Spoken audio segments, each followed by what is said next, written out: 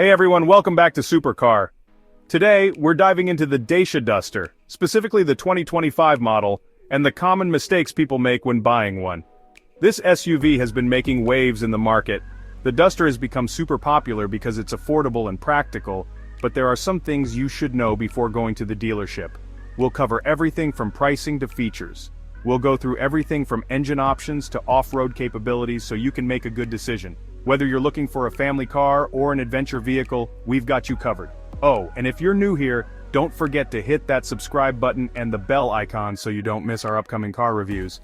We have a lot of exciting content coming up. Alright, let's start with the Duster's engine.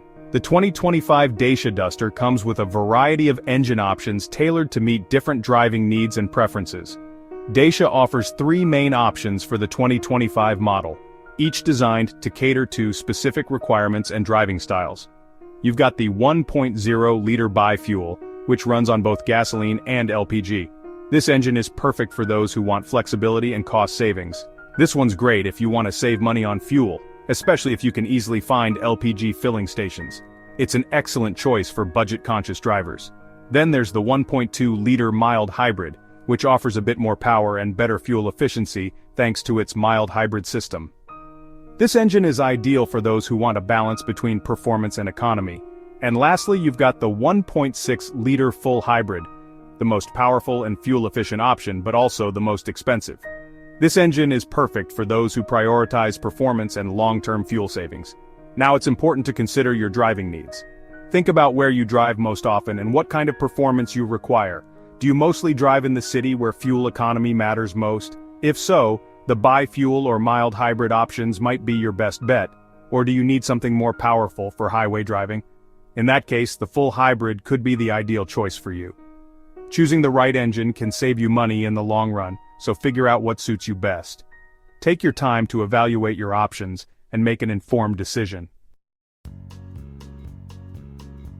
So you've picked your engine, now let's talk transmissions. The Duster comes with either a 6-speed manual or a 4-speed automatic. Now I know what you're thinking, a 4-speed automatic these days? You'd be right to question it. It's not the best automatic out there, but it does the job. The manual, however, is surprisingly good. It's smooth, the clutch is light, and it makes driving more fun. But let's be real, most people buying a Duster will probably go for the automatic. It's just more convenient for everyday driving, especially in traffic. This is where things get interesting. The Duster is available with either front-wheel drive or all-wheel drive. Now, front-wheel drive will be the more popular choice.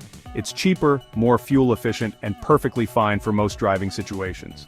But if you live somewhere with harsh winters or plan on doing some light off-roading, then all-wheel drive is worth considering. It gives you more grip and confidence in tough conditions. But keep in mind, the Duster isn't a hardcore off-roader. It can handle dirt roads and snowy conditions, but don't expect it to conquer the Rubicon Trail. Okay, let's talk about the different trim levels Dacia offers for the 2025 Duster. Each trim level is designed to cater to different needs and preferences, ensuring there's a Duster for everyone. You've got the base essential, which has the basics like air conditioning, power windows, and not much else. It's perfect for those who need a reliable vehicle without any frills. It's pretty basic, but hey, it's cheap. If you're on a tight budget and just need something to get you from point A to point B, the Essential is a solid choice. Then you have the Expression, which adds some nice things like a touchscreen infotainment system, rear parking sensors, and roof rails. These features make your driving experience more enjoyable and convenient. This is probably the best option for most buyers. It strikes a good balance between affordability and added features, making it a popular choice. Above that, you've got the Extreme, which has sporty design elements, bigger wheels, and unique interior trim. It's for those who want a bit more flair and performance in their ride. And finally, there's the Journey, which is all about comfort, with features like heated seats, keyless entry, and a multi-view camera system. This trim level is perfect for those who prioritize luxury and convenience in their daily drives. Safety is super important these days, and Dacia knows that. The Duster comes standard with many active safety features including automatic emergency braking, lane departure warning, and blind spot monitoring.